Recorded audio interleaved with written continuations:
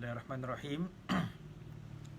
Alhamdulillahirabbil alamin. Wassalatu wassalamu ala asyrafil anbiya wal mursalin wa ala alihi wa sahbihi ajma'in. Allahumma ja'al jam'ana hadza jam'an marhuma. Tafarraqna min ba'dihi tafarraqan ma'suma. Wa la taj'al fina wa la minna shaqiyya wa la mahruma wa la matruda bi rahmatika ya. Assalamualaikum warahmatullahi wabarakatuh. Kepada semua sidang hadirin, penonton-penonton yang ada pada malam ini, alhamdulillah dengan limpah dan kurnianya kita dapat sama-sama meneruskan lagi kelas talaqi aqidah at-tahawiyah kita yang sudah masuk siri ke-8. Siri ke-8 kita membincangkan kitab aqidah at-tahawiyah ini. Kita pun dah alhamdulillah lebih separuh daripada kitab ni kita dah lalui lah. InsyaAllah moga-moga dengan kesempatan yang ada kita cuba dapat habiskan mungkin sebelum Ramadan ataupun kita teruskan di bulan Ramadan, bergantung kepada ni lah apa orang kata penganjur kita pada malam ini insya-Allah. Jadi alhamdulillah tuan-tuan, kalau yang ada yang mendengar dan perempuan boleh sharekan ke sahabat-sahabat yang lain insya-Allah sebelum kita mulakan pada malam ini. Malam ini insya-Allah kita akan membincangkan serba sedikit tentang Al-Arsh wal Kursi, Arsh dan Kursi. Kemudian kita akan bincangkan juga tentang Ahlul Qiblah. Ahlul Qiblah ni satu perbahasan yang agak panjang kan?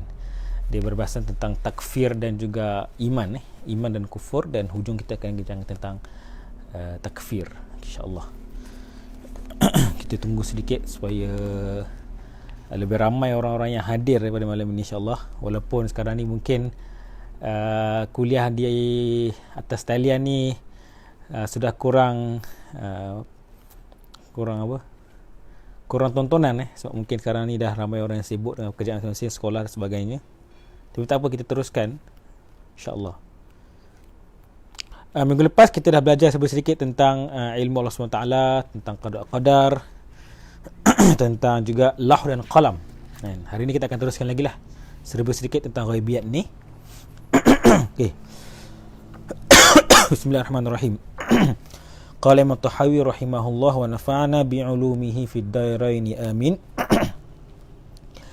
Wal arsyu wal kursiyyuhu haq. Okey, ini kita dah belajar minggu lepas, tapi kita cuba lebih huraikan dengan lebih lanjut pada hari ini. Arsy dan kursi itu adalah benar. Wa huwa mustaghnun 'anil arsy wa madunahu. Muhitun bi kulli syai'in wa fawqihi wa qad a'jazu 'anil ihatati khalqahu. Dia Allah tidak memerlukan arasy dan yang lainnya. Ilmunya meliputi dan mengatasi sesuatu. Sesungguhnya ilmu makhluk lebih lemah dari yang demikian itu. Okey. Jadi tuan-tuan, perbahasan tentang arasy dan kursi ini merupakan perbahasan yang sangat sangat famous lah, sangat terkenal dalam kalangan ulama akidah. Maksudnya menjadi satu perdebatan ataupun khilaf sepanjang zaman sehinggalah ke hari ini. Dan di satu kelompok yang lebih ekstrim jadi macam titik pemilihan ataupun penentuan antara kekufuran ataupun keimanan. Jadi ini satu perkara yang perlu kita dalami lah supaya kita tidak menjadi orang-orang yang melabelkan seseorang sebagai kafir ataupun beriman dengan hanya semata-mata perbahasan ini. Okey. Jadi arasy ni apa tuan-tuan? Arasy dan kursi ni apa? Okey. Jadi secara umumnya secara lafaz Arabi ni arasy maksudnya singgah sana. Singgah sana sebagaimana seorang raja ada singgah sana, apatah lagi raja kepada segala raja, yakni Allah SWT juga ada singgah sana, dinamakan sebagai arasy. Okey. Cuma yang disepakati oleh semua jami' semua aliran dalam Islam bahawa arasy ini adalah makhluk. Okey, itu tidak ada khilaf lah. Maksudnya arasy ini adalah makhluk yang diciptakan Allah SWT. Rabbul Arsyil Azim. Allah ni Tuhan kepada arasy yang agung itu. Jadi Allah merupakan Tuhan kepada arasy. Maksudnya arasy itu makhluk. Dan juga antara yang disepakati oleh semua aliran adalah arash ini merupakan bukan melengkapkan sifat-sifat Allah SWT. Kan? Ada yang namakan arash ni sebagai salah satu daripada sifat kan, iaitu sifat apa, sifat yang Allah namakan dalam Quran lah kan? Allah Rabbul Arsh, istawa al arsh. Jadi sifat arash ini sifat Allah SWT. Tetapi Allah tidak mendapatkan kesempurnaan ketuhanan itu dengan Allah beristiwa atas arash. Jadi maksudnya kat sini, kalau kita mungkin kata seorang raja yang tengah berada di atas, tengah bersemayam atas singgasana dia lebih agung berbanding seorang raja yang tengah atas jalan biasa. Sebab kerajaan ataupun ketuanan seorang raja tu nampak lebih sempurna bila dia bersemayam atas singgasana. Tetapi tidak dengan Allah SWT. Allah tidak memerlukan untuk beristiwa atas arash untuk menyempurnakan ketuhanan dia. Ini maksudnya bukanlah kesempurnaan Allah. Kamalullah Ta'ala itu tidak tertakluk kepada arash. Jadi tiada arash pun Allah itu sempurna ketuhanan dia. Ini merupakan satu ittifaq antara semua aliran dalam akidah. Okey. Yang menjadi khilaf adalah bukanlah madlul arash itu, tetapi madlul istiwa. Apakah dimaksudkan istawa alal arsh? Ini yang menjadi perbincangan. Okey. Jadi kita nak cuba ilmiahkan sedikit perbincangan kita. Okey. So pertama sekali tuan-tuan dan puan-puan sekalian, dalam isu arash ni kita mesti beriman bahawa prinsip yang paling basic adalah kita kena tanzih Allah SWT. Kita kena menyucikan Allah SWT daripada apa-apa kesamaan dalam dengan makhluk. Jadi macam tadi kita dah katakanlah, mungkin seorang raja melengkapkan kerajaannya dengan dia bersemayam atas singgasana. Sebab tu kalau upacara-upacara, raja mesti ada atas singgasana tu kan? Tak boleh tak ada. Sebab itu upacara rasmi kan. Okay. Jadi itu kita dah nafikan pada peringkat awal. Allah SWT tidak sama. Walaupun mungkin perkataan yang digunakan istawa dengan arsh itu sama dengan apa yang difahami oleh makhluk, tetapi itu tidak sama. Ini prinsip awal. Ini tanzih ini. Ada yang katakan sebagai tafwid ijmali. Al-Imam Al-Iji kata ini adalah tafwid al-ijmali, tafwid ataupun meninggalkan secara ringkas. Jadi di sini ni titik pertemuan ni lagi antara Jami'ul Firaq. Yang menjadi khilaf selepas itu, okey, ada yang pihak yang cuba mentafsirkan makna istiwa berdasarkan kefahaman yang bertepatan dengan Al-Quran dan Sunnah. Okey. Ada pihak yang tidak mentafsirkan. Dia hanya kata Allah tidak sama dengan makhluk. Jadi sebagaimana Allah tidak sama dengan makhluk, begitu jugalah istiwa-Nya tidak sama dengan makhluk. Contoh kita kata macam biasa kita cakap pandangan. Perkataan pandangan ataupun kita kata mata. Ada dimaksudkan mata kepala, ada dimaksudkan mata hati.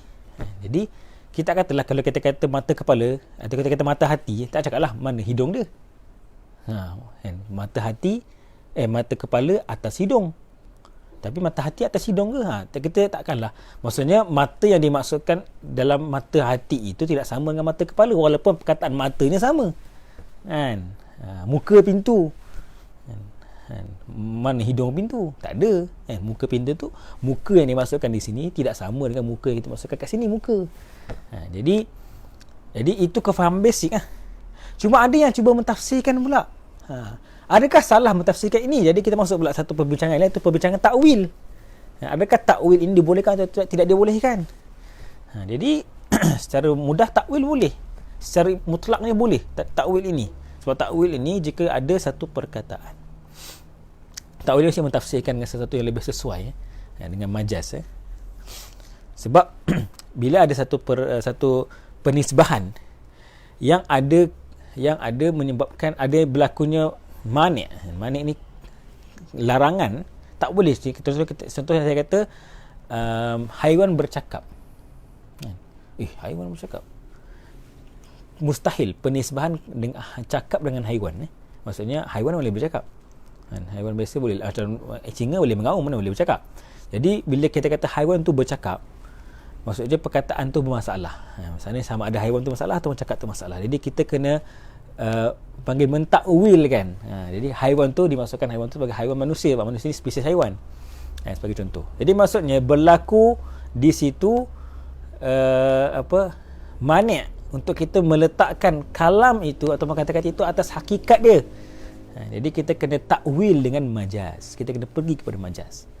Jadi di situ berlakulah kalau ada pihak yang mengatakan bahawa penisbahan istiwa kepada Allah itu mustahil dari sudut aklinya, dari sudut adatnya, maka pihak itu kena mendatangkan takwilan lah. Kalaulah ada pihak yang lain mengatakan tak apa, boleh kita nak hamlul istiwa kepada Allah, kita nak meletakkan, menisbahkan istiwa kepada Allah, maka dia tidak perlu takwil. Jadi di sini prinsip yang menyatukan adalah tanzih, iaitu Allah SWT tidak sama dengan makhluk. Sama ada kita nak mengatakan istiwa itu ala haqiqatihi tapi laisa kamitslihi syai', tak ada masalah. Dan kita katakan istiwa itu adalah maksud majazi pun boleh, sebab tidak bertentangan dengan madlul Quran. Kalau bertentangan barulah kita menolak. Sebab ini adalah tafsir batini, kita panggil tafsir yang batin yang bertentangan dengan zahir. Sebagai contoh, Allah kata dalam Quran, a'udzubillahi minasyaitonir rajim, inna rabbakumullahu allazi khalaqas samawati wal ardi thumma fi sittati ayamin thumma istawa 'al 'arsy yughshil laila an-nahar yatlubuhu hasitha ila akhir ayat. Allah, sesungguhnya Allah SWT, Allah Tuhan kamu itu adalah Allah yang menciptakan langit dan bumi dalam masa 6 hari. Kemudian dia beristiwa atas arash dan lalu membalut langit malam dengan siang. Okey. Jadi perkataan istiwa dalam bahasa Arab bukan sekadar ada maksud julus ataupun duduk. Dia bukan sekadar maksud duduk. Jadi ini kita tak boleh nafikan. Madlul ataupun maksud perkataan istiwa dalam Arab luas, bukan sekadar duduk. Ada maksud dia adalah tamamut tadbir wal istiqrar, sempurna dan juga istiqrar ataupun tetap. Jadi sebahagian yang mengambil pendekatan takwil mengatakan bahawa istiwa itu bermaksud tamamut tadbir, sempurna pentadbirannya ke atas arash. Jadi maksud di sini, sebab itu bila dikatakan yughshil lailan nahar, ini adalah jumlah hal menerangkan keadaan. Jadi keadaan ketika Allah dah sempurna pentadbiran ni, bila dah siap bumi, dah siap langit, Allah beristiwa, Allah sempurna pentadbirannya ke atas arash, sebab arash itu sendiri lengkap kan. Jadi kemudian selepas itu Allah membalut bumi dan langit. Maksudnya keadaan yang dikatakan menyempurnakan pentadbiran ke atas arash itu dengan disempurnakan dengan hal keadaan, iaitu Allah membalut langit dan bumi. Membalut siang dengan malam. Ada dua lah, siang dan malam. Jadi itu maksud dia.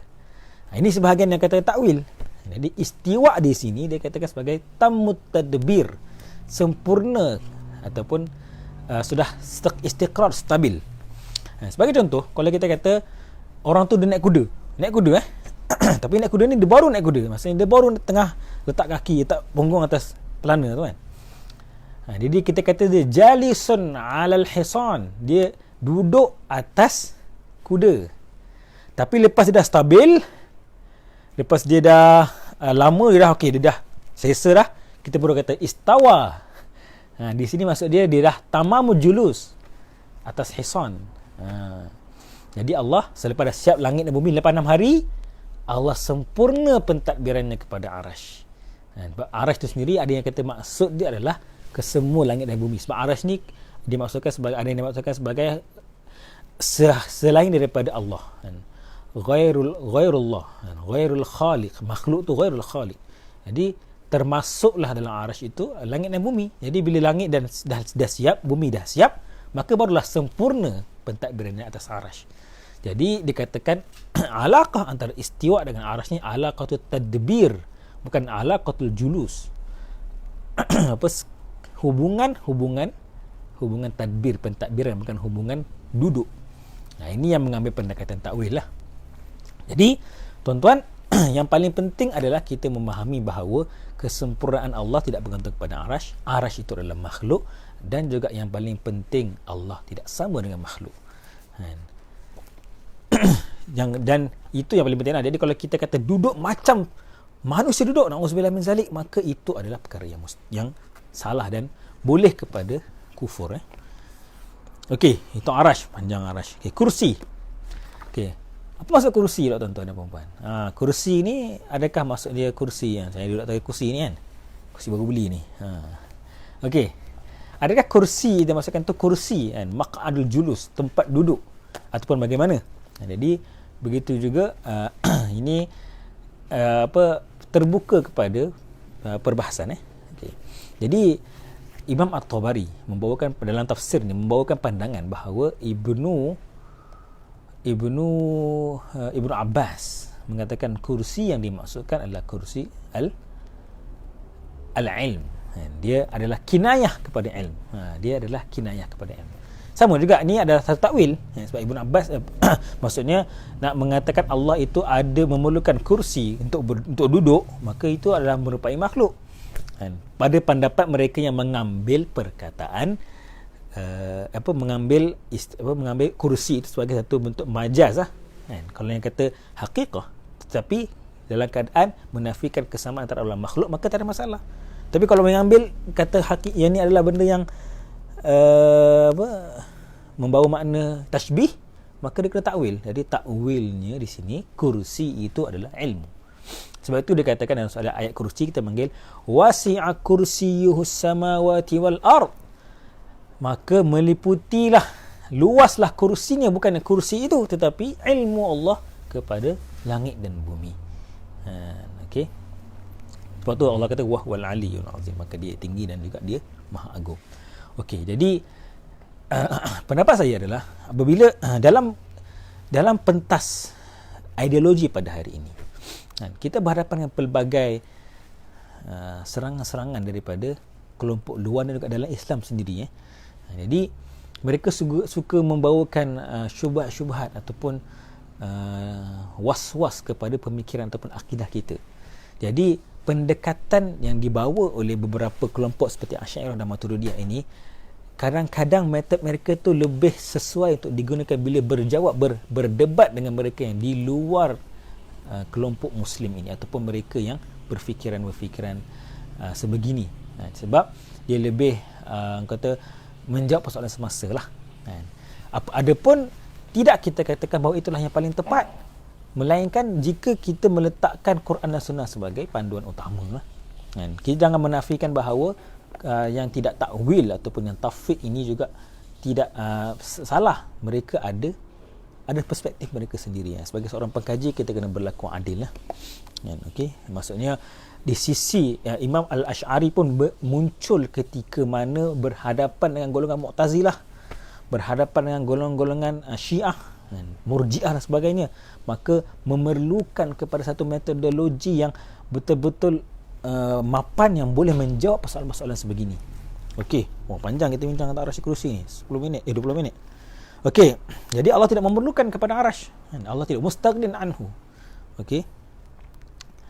Jadi Allah meliputi segala perkara di atasnya dan juga tiada satu makhluk pun boleh meliputinya. Maka ini nak menafikan bahawa arash itu adalah singgah sana yang dimaksudkan oleh sebagian mujassimah ini.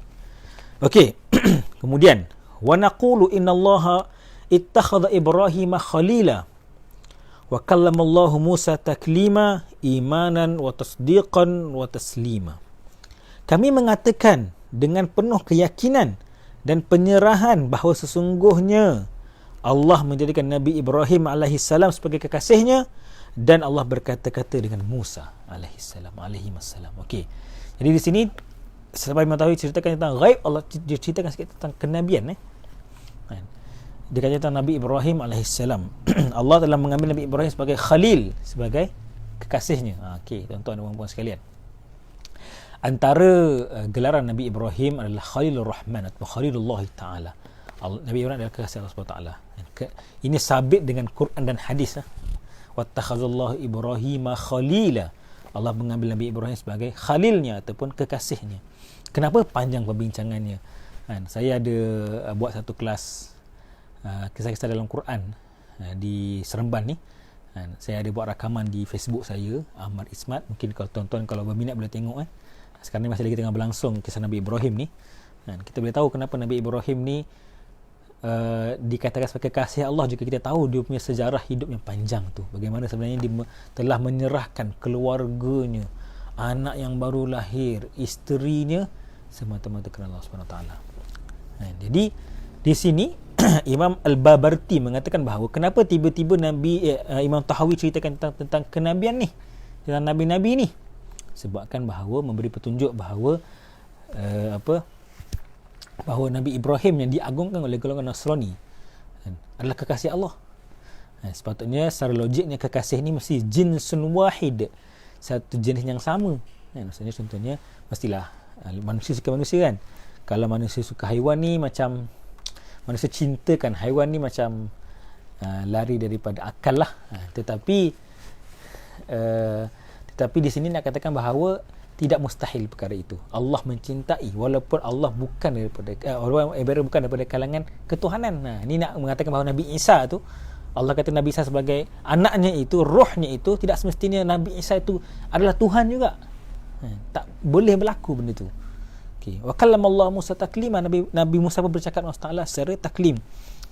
Okey, tapi nak cakap yang macam mana? Cakap macam mana ni kita nak bincang panjang pula nanti, tapi tak apa. Tapi dikatakan oleh Imam Asy'ari, dia kata kalam yang kalam nafsi masmu', kalam nafsi yang didengari. Okey, teruskan lagi. Wa nu'minu bil malaikati wan nabiyyina wal kitabi al munazzalati 'alal mursalin wa nashhadu annahum kanu 'alal haqqil mubin. Kami beriman dengan adanya malaikah dan para nabi serta kitab-kitab yang diturunkan. Kami bersaksi bahawa mereka berada di atas jalan kebenaran yang nyata. Okey. Jadi kalau kita tengok kita punya perbincangan selama ini, selama 7 kelas sebelum ini, kita bincangkan tentang 3 perkara yang penting, iaitu tentang beriman kepada Allah, beriman kepada Rasul, beriman kepada qadar ataupun takdir. Dan juga tentang beriman pada hari akhirat. Jadi di sini dia kumpulkan semua terus, iaitu beriman kepada malaikat, beriman kepada nabi juga, diulang balik ke semua nabi selain Nabi Muhammad SAW, dan beriman kepada kitab. Jadi di sini dikumpulkan semua. Jadi cukuplah 6 rukun iman kita dalam perbincangan pada hari ini. Okey. Kenapa dikatakan nu'minu bil malaikati dulu? Kenapa dikehadapankan dalam tertibnya tu malaikat dulu? Sebab selepas kita isbatkan adanya Tuhan, maka yang memberikan wahyu, sifatul kalam, Allah punya sifatul kalam itu diwahyukan kepada Nabi Muhammad SAW ataupun para nabi, dia melalui perantara adalah malaikat. Malaikat tu ada. Jadi malaikat ini adalah merupakan utusan yang membawa wahyu tu. Jadi sebelum kita sampai kepada wahyu nabi, kena beriman malaikat dulu. Allah baru malaikat. Sebab itu turutan dia.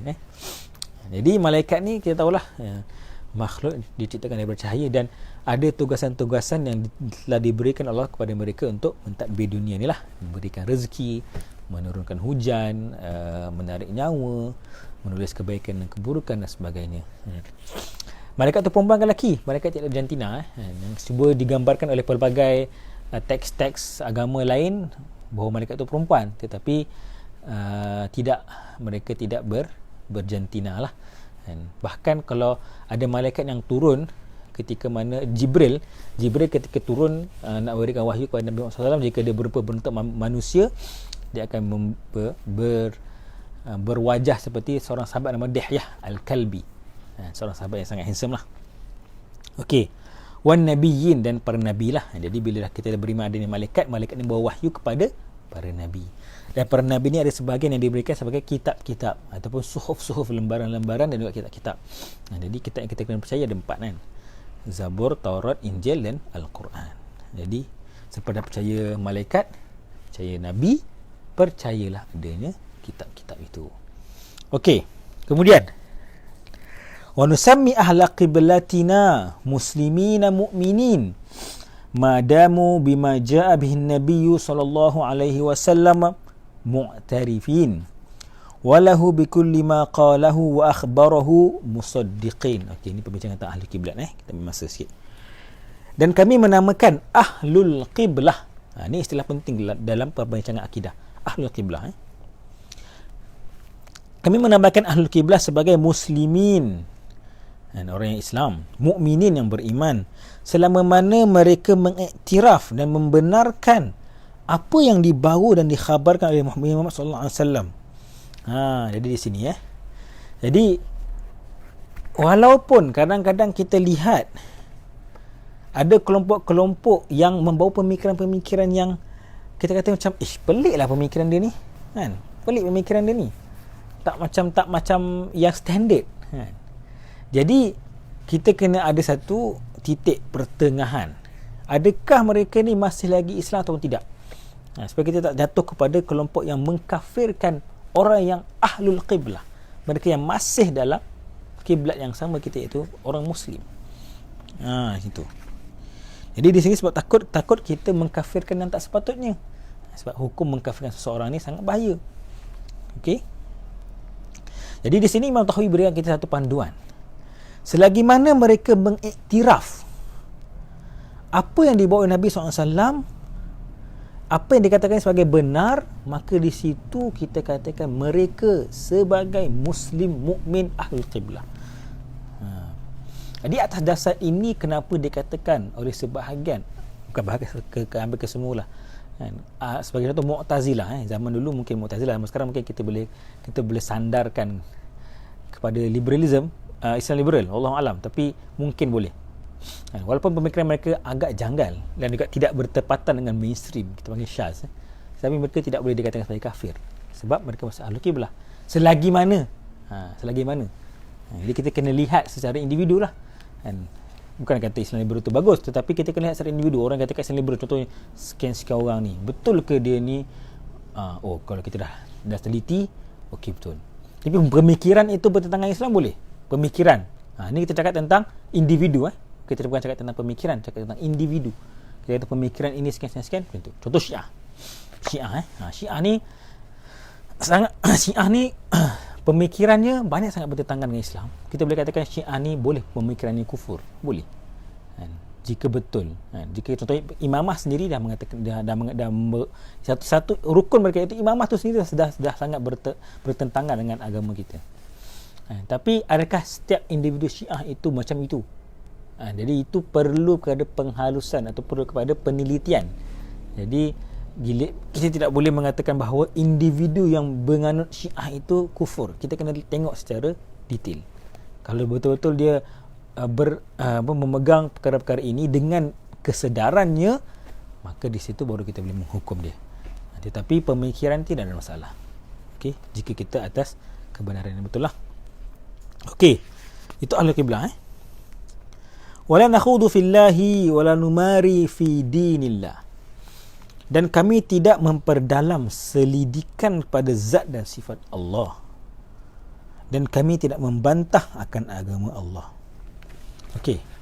Jadi di sini Imam Tahawi sendiri mengulang balik tentang perkara-perkara yang kita dah bincang panjang sebelum-sebelum ini, iaitu tentang zat Allah SWT. Adakah zat Allah kita boleh ketahui? Kita hanya boleh ketahui berdasarkan apa yang diberitahu dalam Quran dan Sunnah, dalam wahyu. Ini saya dah banyak kali kita ulang, iaitu perkara-perkara yang berkaitan dengan wahyu, perkara-perkara zat Allah SWT hanyalah boleh diketahui dengan apa yang diberitahu Allah kepada kita. Dan apa yang digambarkan kepada kita, itulah yang kita boleh tahu. Tak semestinya akal kita tidak akan dapat tahu. Dikatakan oleh Imam Al-Babarti, innahu yuhirul afkar wa rubbama yuaddi ilal inkar. Kemungkinan orang yang cuba untuk mengetahui tentang zat Allah ni, dia menafikan Allah tu sendiri. Sebab dia tak mampu. Jadi dia perlukan wahyu. Dia akal mujarrad, akal semata-mata susah. Bukan susah, mustahil nak tahu. Tetapi ni di sini, tidak mengatakan bahawa itu adalah kelemahan akal. Ini saya ulang banyak kali. Tidak bermakna jika kita kata akal tidak boleh mengetahui tentang zat Allah, itu adalah kelemahan akal. Tidak sekali-kali. Sebagaimana saya bagi contoh, jika hidung tidak boleh melihat, itu bukan kelemahan hidung, itu bukan tugas hidung, sebab hidung tugasnya untuk menghidu, bukannya melihat. Jadi macam itulah akal dan wahyu. Ada tempat akal di tempatnya, ada tempat wahyu di tempatnya. Okay? Jadi bila kita gabungkan, kita menerima kedua-dua sumber ini, maka kita akan menjadi seorang yang bijak, seorang yang pandai, seorang yang rasikhuna fil ilm, yang mendalam ilmu, supaya kita tahu menggunakan mana pada tempat yang sesuai. Okey, wala numari fi dinillah. Kami tidak membantah akan agama Allah. Ada sebahagian pihak yang menggunakan dalil ini bahawa untuk menafikan bahawa kepentingan kita mencari kebenaran. Kadang-kadang biasalah dalam agama ni kita ada muzakarah, kita ada mujadalah, kita ada perdebatan, perbincangan, muzakarah kan. Jadi pandangan ni bawa pandangan ni, pandangan bawa pandangan ni, ada yang katakan ni tak boleh. Kita kena berhentikan sebab kita tidak boleh berdebat atas agama Allah SWT. Sebagai yang dikatakan oleh Imam At-Tahawi, ni ada satu hadis yang diriwayatkan oleh Anas bin Malik, Rasulullah SAW bersabda, artinya barang siapa yang meninggalkan perdebatan al-mira', sedang dia orang yang berhak untuk berdebat, maka akan dibangunkan untuknya rumah di tengah syurga. Dan barang siapa yang memperbagus akhlaknya, maka dia akan dibangunkan rumah untuknya di bahagian yang paling atas. Jadi ini janji Rasulullah SAW kepada mereka yang meninggalkan perdebatan. Cuma perdebatan dimaksudkan di sini perdebatan yang membawa kepada keburukan lah. Sebab tu Allah kata dalam Quran, wajadilhum billati hiya ahsan. Berdebatlah perkara yang baik. Jika kita bermuzakarah, berdialog, berbincang untuk mencari kebenaran, maka benda itu sangat dialog-alogkan dalam Quran, sangat dialog-alogkan oleh Allah SWT. Kita nak mencari kebenaran. Jika itulah niatnya. Jika kita berniat untuk mencari kemuliaan, kemasyhuran, kebanggaan, ketinggian, maka ini yang dilarang. Kita nak tunjuk kita ni berilmu, sedangkan hidayah tidak datang kepada orang yang sedemikian. Hidayah hanya datang kepada orang yang betul-betul tawaduk dengan ilmunya, bukan gunakan ilmu untuk berdebat, menunjukkan dia hebat dan juga menyalahkan orang lain. Okey, jadi itu dimaksudkan wala numari fi dinillah. Ada juga maksud yang lain yang boleh kita bincangkan di sini adalah sebab ada golongan, kita akan jumpa golongan-golongan mungkin orang-orang yang fitrahnya, jiwanya selamat, sejahtera. Dia ni mungkin tak terdedah dengan internet ke, dia tak terdedah dengan macam-macam situasi zaman sekarang ni. Dia ni memang betul-betul pure keislaman dia, pemahaman dia tentang Tuhan bagus. Jadi bila macam tu, mungkin susah nak jumpa orang-orang tu zaman sekarang ni kan. Jadi kalau kita menceritakan tentang syubhat-syubhat ketuhanan kepada dia, kau tahu tak, agama Islam ni zalim, potong tangan contoh kita kata. Ni biasa yang kita bawa, yang dibawakan oleh pemimpin pada hari ni kan. Potong tangan, zalim, rejam sampai mati. Ini bertentangan dengan agama, murtad, hukum bunuh. Jadi bila kita bawakan macam tu, dia pun betul lah Islam ni zalim. Jadi dikatakan wala numari fi dinillah, ini tidak berdebat, itu tidak mencampakkan syubhat kepada orang-orang yang fitrahnya sejahtera. Jadi di sini kita kena elakkan. Bahkan inilah dikatakan oleh Al-Imam Al-Ghazali dalam Muqaddimah Al-Iqtisad fi I'tiqad. Bila Imam Al-Ghazali menenaraikan 4 golongan, siapakah mereka yang patut dibincangkan tentang ilmu akidah ini ataupun ilmu kalam ini, maka antara Imam Ghazali halang adalah mereka yang fitrahnya sejahtera. Mereka ni tak perlu kita ceritakan, mereka akan beriman dengan Allah yang sebetulnya. Ketika itu janganlah kita campak syubhat, kita campak perdebatan ini kepada mereka. Jadi kita menentukan sejauh mana kita boleh pilih. Cuma pendapat saya, pada zaman adanya internet pada hari ini, adanya YouTube, adanya Clubhouse lah, adanya Twitter dan sebagainya ni yang bersepah-sepah perbincangan tentang anti-Islam dan juga sebagainya, maka kita perlu atas dasar sadduz zara'i ataupun daf'ul mafasid, kita kena membincangkan perkara-perkara yang syubhat-syubhat sebegini supaya kita tidak dikalahkan oleh mereka. Okey, kita ambil lagi sikit. ولا نجادل في القرآن ونشهد أنه كلام رب العالمين نزل به الروح الأمين فعلمه سيد المرسلين محمدا صلى الله عليه وسلم وهو كلام الله تعالى لا يساويه شيء من كلام المخلوقين ولا نقول بخلقه ولا نخالف جماعة المسلمين. Okay, ini kemudian Imam Tahawi terangkan kemula pendirian sebagai seorang yang Muslim kepada Al-Quran. Kami tidak mempertikaikan Al-Quran. Kita tidak mempertikaikan kesahihan, keabsahan Al-Quran. Jadi barang siapa yang mempertikaikan keabsahan Quran, maka di situ perlu berhati-hati, sebab boleh jatuh kepada kancah kekufuran. Okey, kita kata Quran ni Nabi yang buat. Oh, itu kata kalam yang bahaya. Quran ni bukan Nabi yang, bukannya Allah beritahu kepada Nabi Muhammad gunakan perkataannya sendiri. Yang ni bahaya. Sebab tu ada bezanya word of God dengan God's speech dalam bahasa Inggeris. Word of God. Bible ni dia kata word of God, kata-kata Tuhan. Tapi kata-kata Tuhan yang ditakbirkan, diungkapkan oleh manusia. Paul sebagainya tu, John, ni yang dia katakan sebagai nama-nama Bible, Injil. Jadi Allah beri mereka ilham, beri mereka wahyu, mereka tulis dengan perkataan mereka sendiri. Sebab tu penulis lain-lain. Jadi word of God dimaksudkan oleh Bible ni bukanlah word of God macam God speech, kalamullahu. Allah kata-kata Allah tu sendiri, bukannya kata-kata Nabi. Bahkan kita bezakan, hadis Nabawi ada, hadis Qudusi ada Al-Quran.